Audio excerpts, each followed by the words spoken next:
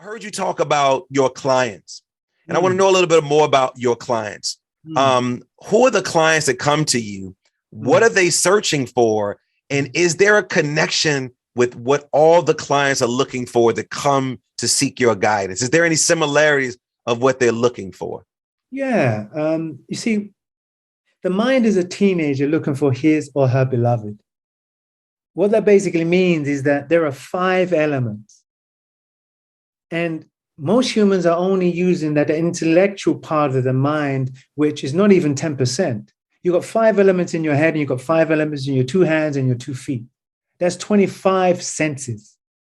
What they're looking for is a sense of simplicity to express and to explain something that they believe is missing in their life. Whether they're searching for love, whether they're searching to understand what has been happening within their life, whether there's a disorder, a dis-ease that is going on within them, which only takes transformation. And for that to transform, you need to change the frequency within your body, which is, or in your mind, which is power. You need to top up the level. And that is very, very simplistic. Most people think that, oh, how long will it last? These are mainly a lot of people who have an extreme amount of money, and they think that health takes a moment, just like walking down a park or sitting down to lick on an ice cream. No, it takes dedication. So yeah, there is a similarity with all of them, but each one uses that magic in a completely different way. Hence why I have simplicity, power, transformation, which is actually free energy. I love Tesla. It's such a shame that many of our powerful past people have passed away with nothing, no sense of materialism. So yes, there is a lot similar with all the clients that come to me, whether they're musicians, whether they're educated people, or whether they're sports people. Hey everybody. Welcome to Sound Bombing. I created this show for people who want to experience a radical, life-changing journey through the sounds of my diverse guests. I hope that each sound you hear on this show will strengthen your faith, encourage your dreams, and challenge you to awaken the greatness within you.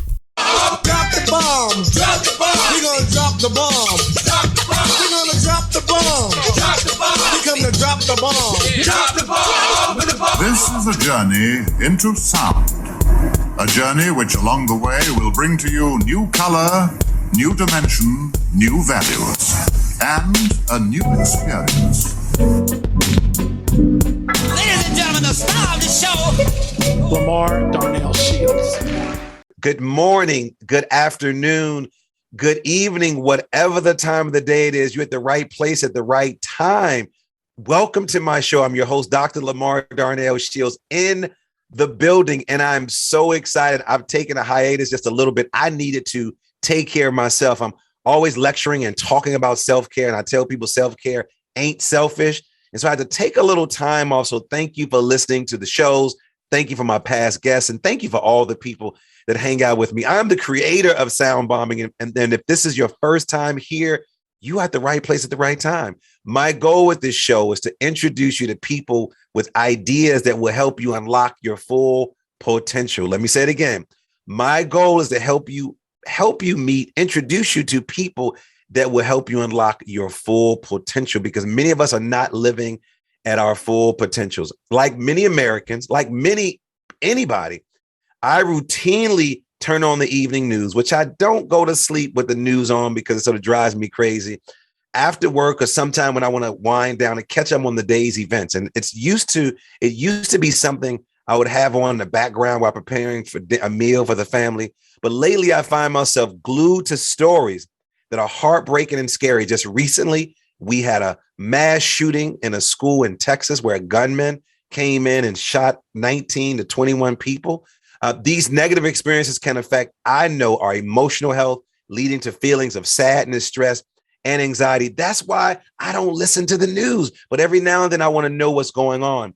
This may impact our physical health as well. You see, our bodies respond to the way we think, feel, and act. And when we are anxious or stressed out, our bodies react in a way to tell us something is not right. This body that the Creator gave us knew what he and or she was doing, but many of us just don't pay attention to it. For example, you may develop high blood pressure or a stomach ache or an ulcer when confronted with a particularly stressful event. In addition, poor emotional health can also weaken our immune system. And because of COVID, many people are talking about how do we then build up our immune system?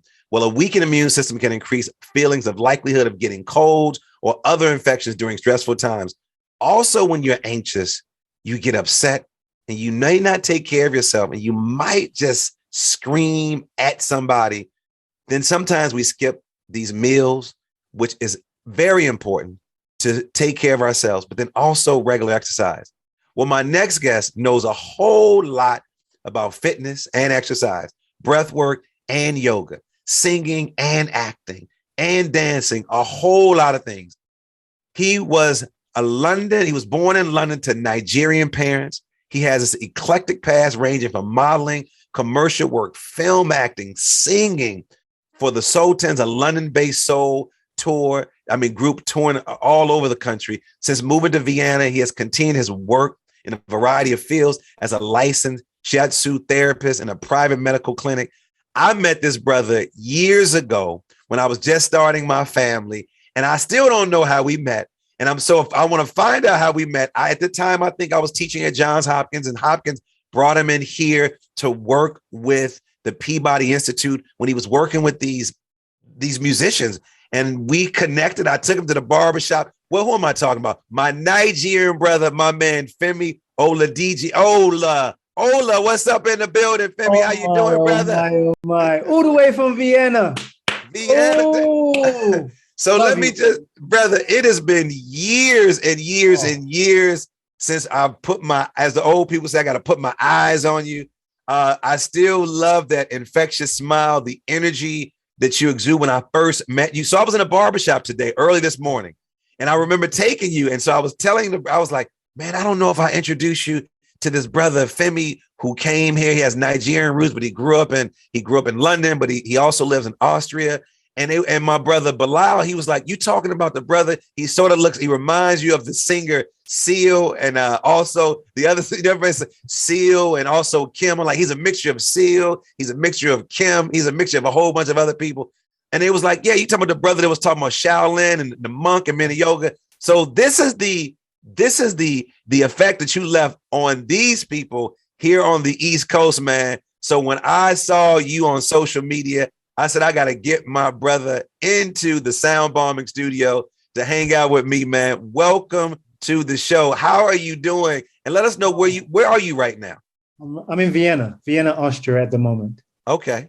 Yeah. Wow. You look great, brother, man. How have you been? Let's just do a check-in, man. Let's do a mental, physical check-in. I like to check in with folks who come to the show, man. Let's do a check-in. How are you, man? How's things going for you?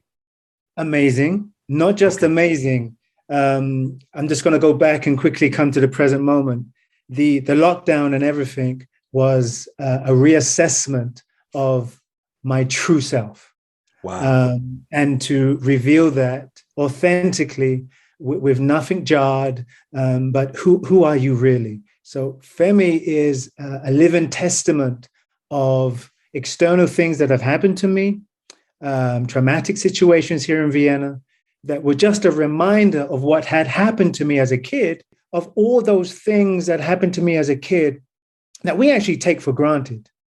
And the lockdown situation was a complete reminder for me to stay on my schooling. I am no different from my clients. I am no different from my students, constantly learning and constantly transforming, and keep going back to the grace of God, the grace of what allowed us to transform to what we're doing in our lives right now, and not to forget that, regardless of what we're making. So Femi is on beautiful ground right now, man. Well, man, you left you had a major impact on me, my children, my family, from sitting down, inviting you into the home and having dinner. Mm-hmm. But it's something that you said to me, and I don't know if you even remember that. You said so many things to me, and my life has shifted in so many ways, Femi. Of course, I had to build a studio in my house. I'm doing my calls in my studio, my sessions. I'm doing a lot of work around equity, diversity, and inclusion. working with people all over the country. Folks are dealing with mental health and all this type of things. And then when I start out my sessions, I do this greeting. This greeting comes out of South Africa, and Bishop Desmond Tutu, Nelson Mandela, the funny man Trevor Noah, they all are from South Africa. And there's this greetings. The greetings is Sawubona. And Sawubona simply says, I see you. And that was interesting. I didn't discover this until later on in life when I started working with this young lady from South Africa, and she introduced me to the concept of Ubuntu. So when I open up my meetings with people, it's something that you share with me. You said, why do Americans ask questions, these rhetorical questions, where they don't even wait for you to respond to them and you just move on? I said, what was that? You say, how are you? And then you move on to the next thing. And you never wait for people to respond to you. And so I remember you sharing that to me. And so when I greet people now, I don't just say how you're doing, because a lot of times in this country, say, how you doing? It's the same. Everything is okay. I'm just trying to make it. I'm just getting by. So my check-ins, Femi, are somewhat different now. And I want to give you, I want to say this to you because you said this to me years ago. You talked about the way we greet each other is very, very important. So I don't say how you doing. I will say, so how are you sleeping? What's on your mind? What are you eating? You know, what made you smile today? You know, what are you reading? What are you watching? And so it's a different way of checking in with your friends, your colleagues, because a lot of times when we ask people just how are you doing, it's the same old, okay, I'm making it, I'm just getting by. But when you ask different questions, you get different answers. So I remember you having that conversation with me. And whenever I share that, people who are from other countries, they say, yeah, America's asked these rhetorical, like, so how you doing? And they move on to the next thing. And how you greet a person and how you depart from a person is very, very important. And so I'm learning that the more I actually do this work. So I want to thank you for bringing that to my attention, because when you're in something, you're just in it, you don't realize it. But then when other people come into your space and they see how you ebb and flow in this world, and we met probably, everything is based on my kid's age, maybe 10, 15 years ago. Hadaya is 20 now. So it might've been 14, but my children still remember you, man. So I'm really, as my listeners can hear in my voice, I'm really excited about this. So let's talk about our meeting, man. I was teaching at Hopkins, and then you were invited by Peabody. And I remember you saying to me, well, I'm being paid. Professor Flutist. Yeah, that's right. You were working with people to teach them breath work. And at that time I was practicing yoga, but you were like, well, I'm showing them how to properly breathe, and I'm showing them how it helps them with being a better musician by doing that. So how did you get here into the country, man? I'm going to go back because you expressed something which is an opening line whereby you're paying attention to what somebody is verbalizing to you. This is controlling your breath. This is controlling your breath. Pilates, this was controlling your breath. Shaolin, which is now developed into African yoga. Why? We stand on the shoulders of greatness.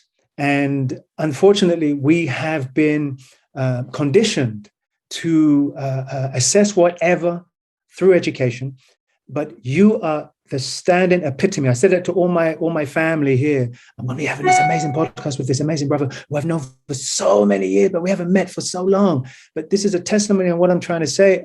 And to come back to your question, is how I got to America was I started working with an amazing flutist called Marina, who is still a professor at Johns Hopkins. And she became my Pilates student. And I remember joining Shaolin Kung Fu here, always wanted to join Shaolin. And I said to her, Marina, I know that I'm teaching you Pilates, breath work and so on, but there is something which will really take you to another level. Her whole family joined Shaolin. And not only did her whole family join Shaolin, and their amazing daughter, 17 years later, entered Oxford University, or maybe it was Cambridge, and she passed with distinctions. One, she never, ever did a children's class in Shaolin. Never. She always was in an adult class at the age of 6. So not only did the whole family transform, and to cut this story a little short, not only did they bring me to Baltimore, but we eventually moved from Baltimore to Miami. And that's where we are. Since lockdown, we haven't been going back to America, but we will be going back soon. But it moved from Baltimore to Miami because we had to give these students a setting, not just of calmness, but a setting of realizing you're more than your flute. And this is what I have to praise for what you did, LaMarr, in expressing to the people, are you really paying attention not only to yourself, but these people that come around you? We walk in the footsteps of our goddesses and gods. Yes. Practically there. Yes, we do, man. Yes, we do. So it's interesting. I mean, there's so many questions I have to ask you. And it's funny, I don't know where to begin, because when I bring on people that I know, I still don't know them. And I want people to know how great and amazing they are. When I hear you talk about Shaolin, it's so funny. I remember this is what really inspired the brothers in the barbershop. Because, here in America, when you hear Shaolin, you think of the WuTang Clan. That's the very first time we heard the concept of the Shaolin, the Shaolin Monks, the WuTang Clan. And for my WuTang fans that are out there, there's a direct connection with Shaolin and the WuTang Clan. Why did you decide to practice this form of the art? Why did you choose this out of all the practices that are out there? Why did you decide this? And then talk about your journey. Where did it all begin before you even started doing these practices that you're doing right now? Well, it all started in London. London was an amazing place, but it was a very physical place. The differences with color and so on. And I remember in the heat of fighting every day, many, many, many times, David Carradine, Kung Fu, came on television. And I remember me and my brother were looking at this for like a week, and we were like, how are we going to tell our dad that, this is what we want to do? I mean, this guy's not only calm, but he can take care of himself calmly. We asked our dad, and our dad said no. So many years later, having raised 4 children within a relationship that didn't work, and within all of these factions of the orientation of life, thinking I knew life, ended up in a cell, was so quiet on these parts of my life that I realized if you're quiet on these parts of life, these are what are going to trigger your trauma. So I later on became a psychologist, started writing. And as I started writing, I started realizing that my life poetically is a journey of drama, comedy, no matter how you look at it. And so I became this musician, this actor, but I was still traumatized. I was still troubled. I divorced my lady in London, got some fame and fortune, and remarried a woman that I thought that I was in love with. But if you're not steady on your own 2 feet, you unfortunately don't realize you're carrying that along wherever you are. So I came to Vienna on a tour. We married. I didn't want to stay here, but with the roller coaster of life, I somehow did, which traumatized me again. And when we divorced, lo and behold, there's a Shaolin temple in Vienna. So cause and effect, situations occur without you being conscious of it. But once you start becoming conscious of consciousness, awareness starts developing. And this awareness is another breed of yin and yang, but more of the yin side. So I basically, regardless of money and materialism, I needed to be around community and people that I could keep inspiring myself to learn and to grow. So I moved into the Shaolin Temple. When I did, it became... Your sound went out again. Oh my God, am I really doing the right thing I should be doing in my life? It started making me questioning and making me feel that I'm still fighting, not fighting physically other people, but I was going into Shaolin fighting me that, oh God, I've got to push again, until I found meditation. Now, Shaolin, people got to realize, Shaolin doesn't give you the answers. Shaolin is a door. Shaolin is a door to teach you, keep moving, keep moving, keep moving, keep moving. Okay, you think you're ready? Do Tai Chi. Oh my God, but Tai Chi is so slow. Oh my, you've got to combine with your imagination, that inner child. You've got to not give up that inner child and combine your imagination as in, why am I doing this? To heal myself, to get a better understanding of myself, and then to carry that to help and to heal other people. So that was my door to Shaolin. That was not only my door to Shaolin, but it was also my door to realizing, as a very creative human, I always ask myself, why are other people not being creative within Shaolin. Hence, I created Control Your Breath Shaolin, which is a breath technique, which basically meant that as tired as you are, it's in pranayama. With my teachers in Art of Living, we have these pranayama techniques and these lock techniques, singing techniques. Use these techniques into every area where you believe externally it's hard, because it's not. It just appears hard, hence the five senses. So within Shaolin, I created a Tai Qigong therapy as well. And I started taking this into my practice, not just with the youth, not just with single mothers. I started realizing that the floor of God, of the goddesses, opens up for you as you just start just letting go and keep doing what it is that you feel that you should be doing. Wow. So when was your first breathwork experience, or rather, when did you first realize the potential that breathwork could have on your life? I was in a studio with an amazing friend of mine called Ricky Fernand. He's called DJ Smooth in London. And as we were working, he started bringing in some of the young to also work. And you saw these young people with such talent being crushed by the industry, managers or producers, because you're in the studio. They may think go in, sing and out. No, you're in the studio until it's done. And they would leave crying. And I realized, Rick, man, control your breath, man. We have to teach these kids that if you believe, focus on your breath, keep going, focus and squeeze, use your pelvic floor, your internal muscles. And we started seeing how these young kids started to almost become foolproof to the external world of producers and managers, who of course wanted to make profit from their skills. And I was always saying this to Ricky, man, this is it. As I was doing studio work or as I was doing acting, going into the studios and acting and coming back to him at night, we then went separate ways. We're still very close together to this day. And when I came to Vienna, unbeknown to me, working on the side as in working in Holmes Place and John Harris in these private fitness clubs, and still pretty depressed, actually, and not knowing I was depressed. You just still push through until I really started not questioning anymore what I was given to other people and started just taking that medicine myself and really believing in God in the sense of regardless of external situations that were happening to me. Coming to Vienna, I suppose, was really the beginning of a silence, because it's very silent in comparison to London. This was the beginning.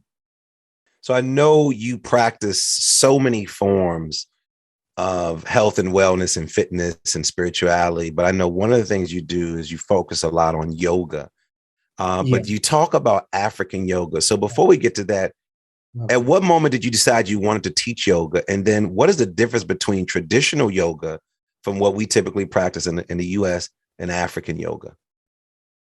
When I realized I wanted to teach yoga was in Shaolin. I was always a Pilates teacher. And I remember saying to my Pilates teachers in London that, wow, Pilates is so spiritual. And they looked at me and said, no, it ain't. And I just thought, oh, okay. And then I had to start living my truth. I was in Shaolin and I realized that there is something called Shaolin yoga, but not many people know about Shaolin yoga, which is not Qigong and it's not Tai Chi. So I hated Tai Chi. It was too slow. And you couldn't really do it on your back. You couldn't really do it sitting down until I combined it with Pilates. I had to let it loose. And this started taking on a world of its own. Then I realized not just it, there are tools in Shaolin, which is there's something called, you have to put your tongue to the top of your teeth and your gum. It's like this. This opens up all the channels within your system. I then started studying shiatsu. I then started studying the matrix. Why does the body react how it does? What are the different systems within the body? I had to feel them, not just study them out of the book. I had to live it. So this is when yoga just took on another thread. I started teaching control your breath, Pilates yoga. And then it just changed to Shaolin Pilates, Shaolin, and then it changed completely to control your breath, Shaolin African yoga. Why African yoga? You see, I love being human. And I have to say that this human family has all the colors on the spectrum, but they do something which can be extremely annoying. And that sense of annoying is that they say that you have to not assimilate, but you have to, there's a word for it. You have to, like when there's a gang and you have to be initiated in the gang. Yeah. They say you have to, what is the word? There's a word where they say when you're immigrating into a country, you have to come into us, us. No, I refuse. I'm tired of this. You're not going to accept me how I am, regardless of the fact that I don't really know who I really am, because of whatever I've been taking on. I'm really trying to find that word, and it's going to come to me. Yeah. So why African yoga? When I was studying Shaolin, I was introduced to Pablo Imani. And it's funny. I love Africa, but as people of color, what we sometimes do is, I'll do Shaolin, I'll do Qigong, but anything African is like, and we've been conditioned this way. We have been conditioned this way. And it took me 10 years, maybe less. I only started paying for African yoga. It must be like a year and a half ago. And there I started to really being taught certain things about history that had been twisted just to make us believe a certain way. Well, I know that's the reason that you and I connected. When you came into my house, you saw the Ashanti stool. I had the mural of Bob Marley. I had an ankh on the wall. And I tell people that everything I do is African. When I did my DNA, my roots are from Sierra Leone. My mother and dad was really excited about that. Everything I do is African. So when you talk about assimilate, it's kind of, we talk about this melting pot in this country. One of my African teachers said, African folks, we don't integration. Yeah, you integrate. I hate that word. That word has no relevance. So what my teacher would say is when he talked about this melting pot, he said melanin does not melt. Black skin does not melt. So again, to hear you talk about this level of integration or this assimilation, what I appreciate about you is that everything that you do is African, regardless of how you move or how you talk, how you flow. When you look at the presence of African and African culture, I tell my kids all the time, when you look at hip hop, when you look at dance moves, when you look at fraternities and sororities, Black fraternity sorority, every move that comes out of the continent of Africa makes its way here. And then other people misappropriate it. They take it and then they sell it back to us. And now I remember why you and I were so connected when I took you into the barbershop and you saw these brothers, Sundiata, Dwele, you saw these brothers with these strong African names. You saw these images. And then let me tell you another thing that you probably don't remember. Then I took you to my kids' summer camp and you got a chance to meet Mr. Gerstang. And man, when you were speaking German to him, I was like, I just brought this up to my daughter. She said, I remember when Mr. Femi came here and he saw you and Mr. Gerstang. I don't know where you all went, but he took you on a tour. And I remember you came back to the car and you were speaking German to him. And he was like, thank you, Mr. Shields, for bringing him to, man, he was so excited. But that's what we do, man. We're multi-faceted. You remember going to the gym, to the picking the kids up from the summer camp? Yes. Yeah. So the beautiful part about that, I love your concept of making sure that your roots, Nigerian roots, or wherever we stand on this planet as people of color, that you're going to do that. I love to hear you say that the mixing of it. My teacher, you didn't get a chance to meet Dr. Ian Noel, my homeopathic teacher, and he's a good friend of mine. He's from Trinidad. He's from Trinidad, and he talks about Tai Chi and how he always says that. And he's a black, but he does every form of martial art. But he said he loves Tai Chi out of all the arts. He even though people say Tai Chi is such a slow moving process, he says, I love it as a form of art. It's beautiful, not only just to watch, but it's also beautiful to participate in, but that you also add your own piece to it. The thing about us as black people of African descent, we're going to always add our own flavor to it. But that's why, Femi, they tend to change the rules once we get involved. From all sports, from other things, that when we add our flavor to it, the rule. So how are you then able to be successful in a world where whenever we put our Africanness into it, then they sometimes try to switch it? How are you able to maintain a balance in that? Because I think about when you talk about David Carradine, I don't know if it's true or not, but but many stories said that was supposed to be Bruce Lee's role. So then you give it to a white guy instead of giving it to a guy who lived, as he talked about, don't just talk about water, talk about be the water. How are you able to maintain your balance in the world where I'm sure many of the people that you come in contact with don't look like you? That's a beautiful question, because, and I'm very thankful for the question, because it comes back to this sense of authenticity. The people around me who do not look like me, they don't test me. They seek my authenticity even more. In the therapy practice where I work, Dr. Elizabeth Schinner, she retired, and there's a lady right now called Dr. Katia Schlemitz. This woman she's like my sister. Why? She doesn't test me. She draws out of me my authenticity even more. Now, when you say test, unpack that. What do you mean when you say they don't test? My father used to test me all the time, and it used to drive me crazy. And I'm not my father, meaning that, I came into this world through these amazing parents, my mom and dad, to be the authenticity of myself. And this lesson I have learned is the lesson that I look at my kids and I do my best to be the authenticity of myself, regardless of, sometimes, we're in these patterns that we've got to shake off because they're not us. So she doesn't test me. When I'm with certain people that are trying to test me, it's very easy to feel that, because I can feel uncomfortable. I don't want to feel uncomfortable. This is the reason why I don't like the word integration. You make me feel uncomfortable. And that's, you feel cool with that? That's like trying to join a gang because you've got to prove something. The people I work with, Marina Piccinini, Dr. Katja Schlemitz, the Schwarzer Frauen community with Esther Maria Kirmeyer, which is based on a women's organization where these, not just single mothers, but mothers can come together. And I praise this because this is where I have an inner circle of men. People don't realize how difficult it is that men come together and be authentic, to talk about, actually, to take lead from what women so naturally do. And that men have to relearn, to understand, to come back and be authentically masculine. So testing, I disapprove of this. We've created another system since we haven't been traveling to America, through an amazing flutist called Karen Bonelli. Mm-hmm. And we go to a place in Austria. Last year we started this just with flutists.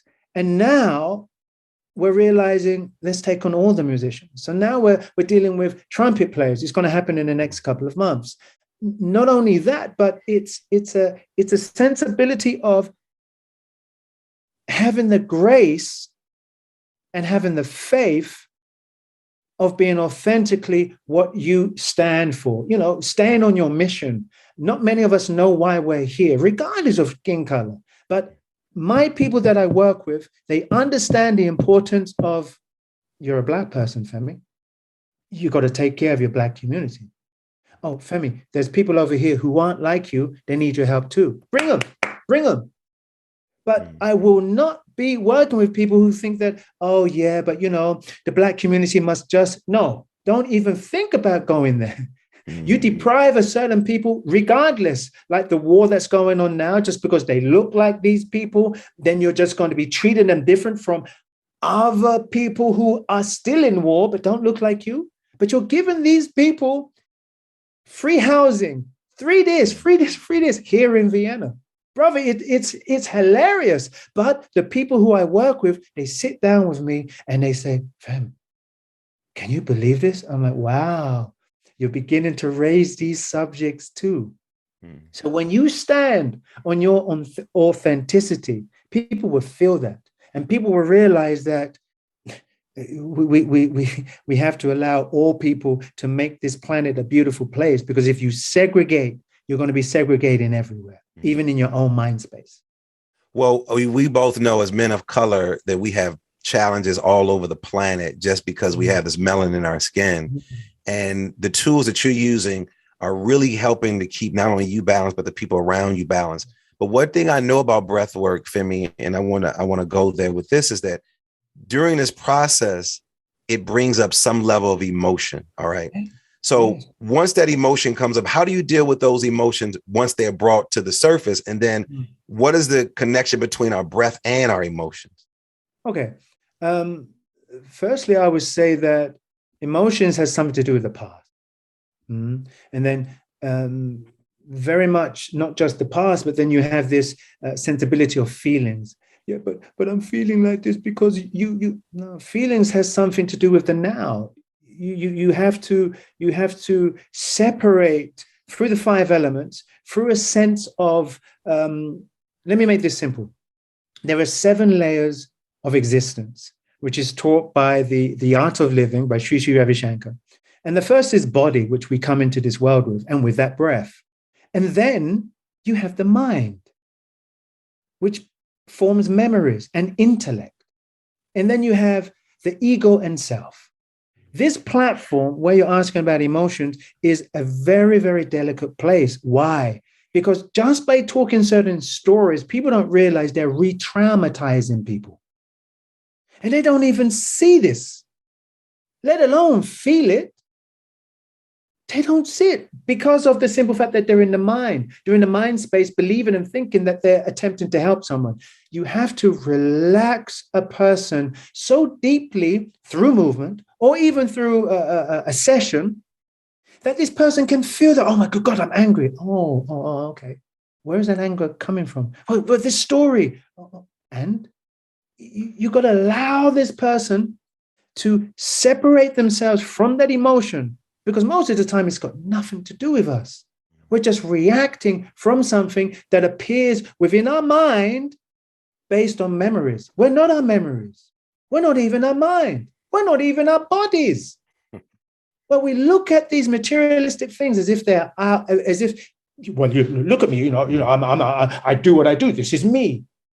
No, that is not you. You're expressing yourself. Like nature is not consciousness. Nature is an expression of consciousness. Consciousness never changes. That's a part that you and I are. They don't want us to know this. They want you to keep on falling down and to wake up and just think that, I've got to eat, I've got to make love. And then at some point, I'm going to leave. Oh my good God, I'm going to die. But you sleep every night. But that's not the point. They make you within this mind space, within this so-called intellect that we have created for ourselves. They make you believe that that intellect that you have created is who you are. And so how do then we sort of break away from this false sense of self in a world where we want more and more and more, in a world where even in Austria, and I'm here in Maryland, that social media says I need to get more. But then also there's this level of lack in our minds. And we also have this level of lack where I don't deserve. So you get in this, I need more, I need to get more because I'm living vicariously to other people. But also this level of lack. I'm this little Black girl who don't deserve it. I'm this little poor white kid who lives on the other side of the track. I don't deserve those things. How do we then help balance that out so we then can find our true authentic self? And what are some tools that we can use to do that? First and foremost is meditation. And people need to realize what I love about Shaolin is its action meditation. You're here. Okay, there are rules. No drinking for the 2 hours or the hours set to train, and you move. You have to motivate yourself. You have to push yourself. This is the same regardless of life. I don't care. I specialize in musicians. Okay, beautiful. I'm lucky to be able to do that. And I specialize in entertainers and sports people who already have that enthusiasm.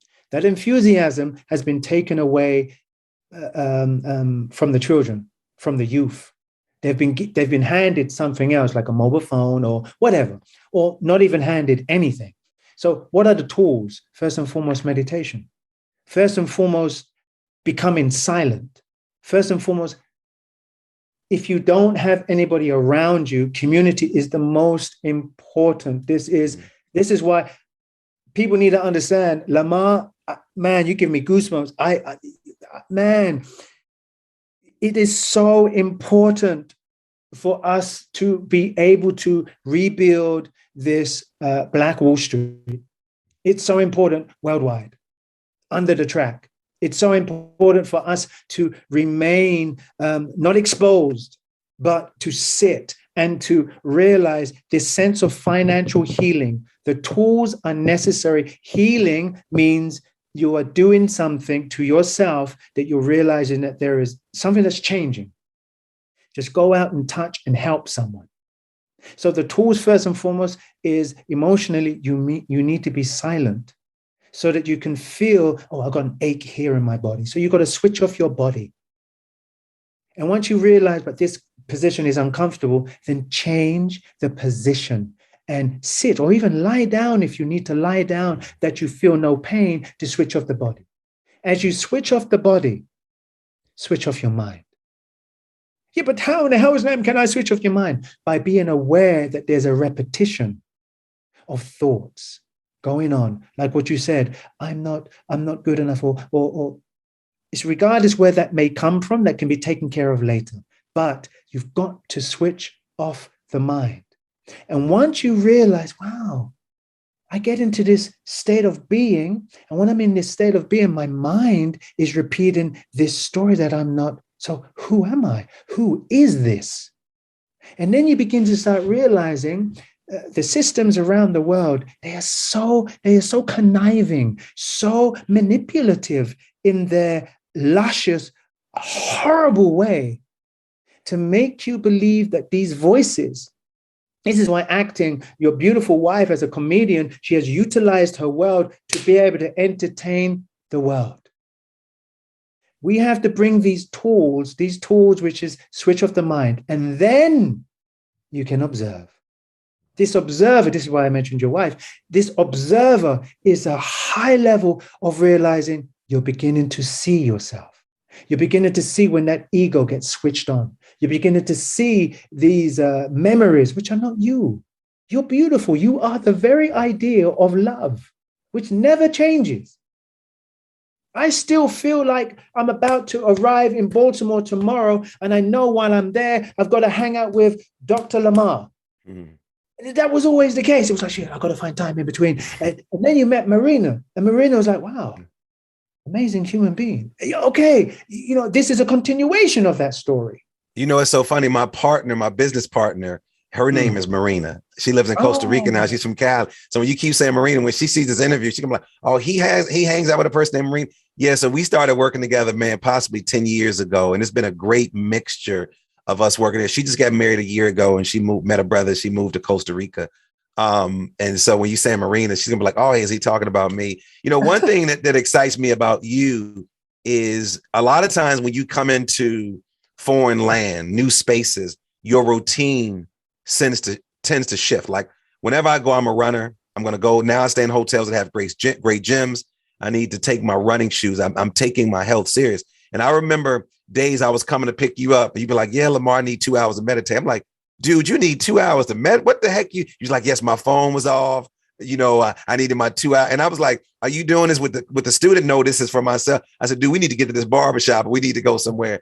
But it's interesting that you were so consistent. So my question for you is, how do you balance mental and physical health when you're constantly pouring into other people? And then can you share with my listeners some of your personal routines that keep you balanced? Again, I remember you say, don't call me between 10 and 12. And I'm learning, it's so many lessons that I learned, not only just from you, but other people that were also sharing the same stories that I'm consistent with. Don't wake up in the morning, don't grab my phone. I do some other things before I even, do those certain things. So talk to me about you balancing your mental and physical health, and then to share with us some of the routines that you use to keep you alive and going. I don't wake up at 5 o'clock every morning and do my thing. I've got my family. I've got my amazing 5-year-old son, Solomon, and my daughter, Amali, who lives with me. And they're my teachers. So sometimes it's inconvenient just to wake up at 5. But when I do have the possibility of waking up at 5 and doing my pranayama, my yoga, first of all, becoming very silent. As soon as I get up, I sit. I don't go brush my funky teeth, or I don't go and what. No, I sit. Just so that I can just observe from that waking to sitting. How was my sleep? Where did I go? Because there's sleep meditations. There's many layers that one can simplify. And my sense of simplicity is the basics of my treatment and how I teach. There's simplicity, there's power, and then there's transformation. So I keep this simplicity, which is, I'm going to now reverse it. When I go to bed, I sit. I don't just, I'm tired, boom. No, I sit. And I observe my throne. How am I feeling? I scan my body. I scan my mind. I look to see, is there something repeating? Oh man, I helped this person today. I hope that person is fine. I read my little bits and pieces, my African yoga, my ancestral lines of affirmations.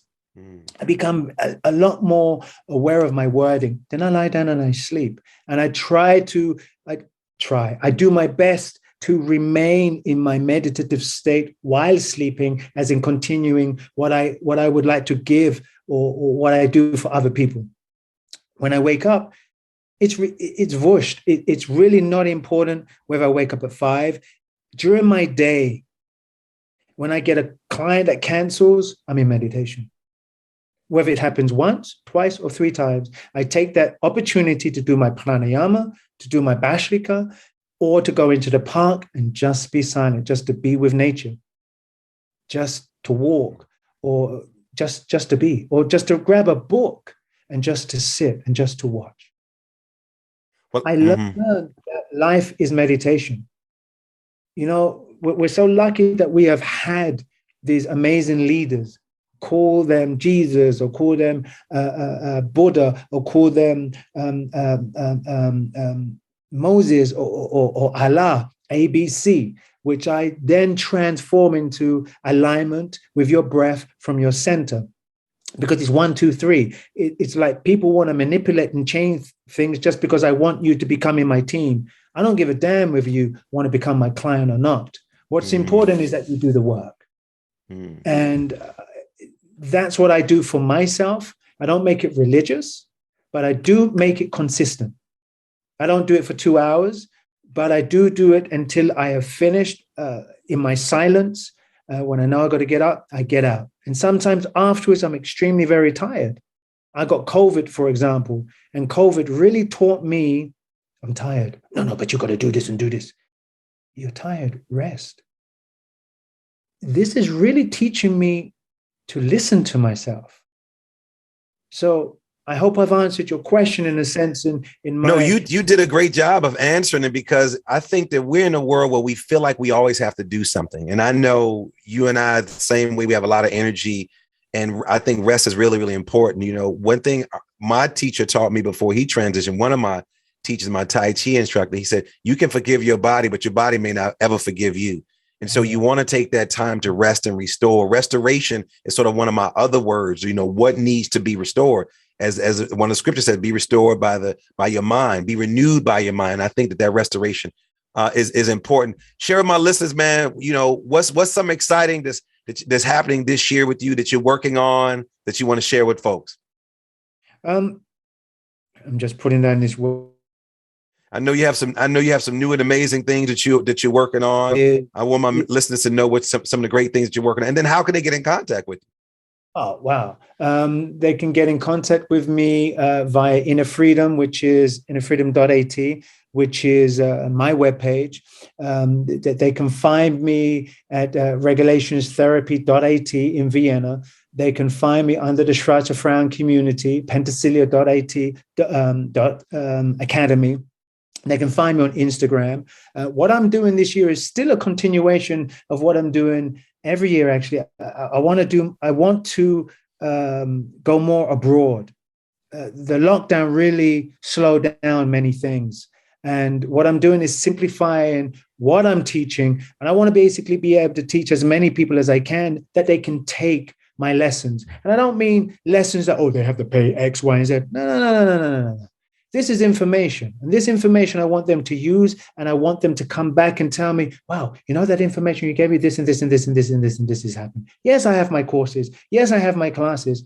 But I believe that it's now time for us to really step up and take responsibility for ourselves. You know, this time here is not a given. It's almost as if we are visitors. And our time to leave will come. But what are we leaving? What are we leaving behind? So that's really what's coming up. It's working more with the youth. Like I said, there's 5 of us in my team, men. And these men are absolutely amazing. I can cry with them. We can talk about so many different things that men do not want to talk about, as if, no, I'm okay. I'm a man. You know, I got this under wraps. So no. We've got to really establish for our youth that they can come to us and talk to us and realize, yes, financial freedom, financial healing is very, very appropriate. So that's my focus, working with the youth more, working with the young even more, and really celebrating more within our communities of having. It's not really Shaolin anymore, because, you know, many people come to Shaolin and they think that, yeah, I'd like to be able to fight and do this. No, you just have to overcome yourself. And there in that overcoming and becoming that rich youth, that rich young boy with all the potential of being you, that's my mark this year. Well, I'm loving it, man. When I got a chance to see your CV, your resume, I did not know you had done so much, from the videos that you were in. I'm like the Pet Shop Boys, from the acting to the modeling. I'm like, this brother was all over. And then to be in that world, you have to have some level of balance. So I appreciate you sharing today. Before you leave out of here, you know, I want to know, do you have a prayer, a mantra, affirmation that you typically use throughout the day? And if so, if you could share that with us. And then also, we know that folks are dealing with a lot of pain and anxiety because of COVID. And they're so anxious right now. Is there something that you can leave with them that can, as they're going into the spaces? Like, for example, I set my intention when I come into the studio. I light my candle. I take, as you notice in the green room, I took a couple of deep breaths. I want to know, is there a prayer mantra that you use or an affirmation that you daily use? And then, you know, what are some quick things that people can do who might be feeling overwhelmed with life?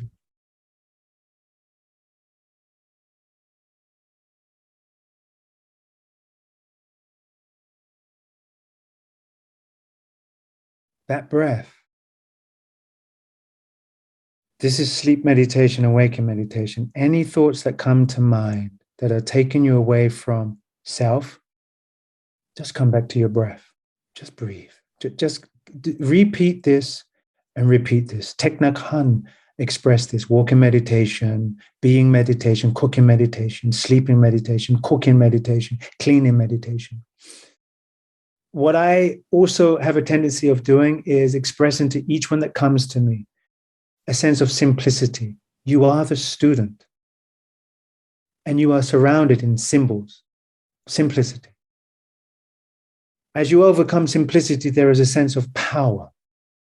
And this power is the master, because you're repeating, you're in a sense of repetition. And then transformation comes. Transformation comes because you are the observer. You are the witness of what? Traumas, dramas. This is something that I point out to the youth that I work with who have very sad stories. And I say, transform the trauma to a drama. Talk to me. Then we'll put it down into whatever formats. This then becomes a point of letting the people realize opposite values are complementary. Be 100%. What that basically means is that yin and yang. People come with a polarized mind. No, we're complete. The second point is accept others and situations as they are. Actually, accept yourself in every situation as you are. Just take action. The third one is don't be a football to other people's opinions. Act. Don't react. The fourth is don't see intention in other people's mistakes. Actually, don't see intention behind your own mistakes. And the last one is present moment is inevitable. What I then have a tendency within the realm of what I do is I leave them with this. My being is strength, standing on the shoulders of greatness. I am love with every breath. Ancestral nourishment fills me up and surrounds me in protection. I honor the infinite knowledge, balancing in ambidexterity, witnessing, walking in wisdom. Infinite's internal light, a guidance, my, your, our liberty, born in passion. Nature's order, life's power. We are crowned, timeless, in love's wealth ahead. Wow, that was beautiful, beautiful, beautiful. If I had some round of applause, I would give it to you. That was my brother all the way from London, by way of Nigeria, by way of now in Austria, Brother Femi Oladeji. You cannot leave, because the second part of the show is called the Superbomb Questions. The difference from the first part is I asked you some questions. We had a long talk about them. This time you need to respond to them as quickly as possible. So you may want to take a couple of breaths before we begin. Are you ready for the Superbomb question, brother? All right, here we go. One word answers, no commentary. What's your favorite word? Breath. What's your favorite quote or maybe a verse from one of the holy books? You are not alone. You are not alone. What's your superpower? Self. What's your spirit animal? Leopard. What moves you to tears of joy? Oh, my children. What moves you to tears of sorrow? That I did not do more than I could have done. What do you wish you had more time to do?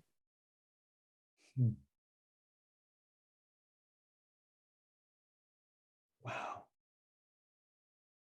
Just help more people. What is the book or books you've given most as a gift, and why? The Core Light Healing by a woman called Barbara Brennan. Why? This is everything. This talks about the next layer of what I teach, which is the core light within your hara, within your center, this is where we in Shaolin move from. She then expresses that this is such a holy place where your chakras, which are illuminated within your aura, which is called your human energetic frequency. But then it goes even higher. It goes into your human energetic conscious system. It's so beautiful and so alive and so real. Yeah. What guides your heart? Love. If you were in the Mr. London, the Mr. Nigeria, the Mr. Austrian talent competition, what would your talent be? What would my talent be? What would your talent be? Poetry. Poetry. So we're going to end on that note. My brother Femi Oladeji, thank you as always for hanging out, brother. It has been a joy and a pleasure to reconnect with you. Well, we've always stayed connected virtually. So, brother, I love you. You can't do nothing about it. Thank you for all the lessons. And I appreciate you hanging out with me today. Thank you so much, LaMarr. Thank you, man. Blessings to everybody. Yes, and I cannot do this without my team, my producers, my sound bombing musician, Supremacy for our theme music. But all of you for listening, I cannot do this without you. But some of you all have not subscribed to the show. Make sure you subscribe. Leave a comment. Stop being stingy. Share me with all of your friends. I'm on every social media platform. And if you want to know more about me, go to drdrlds.com, drdrlds.com. Listen, go out and do something for someone other than yourself today. You've been listening to Sound Bombing. Peace.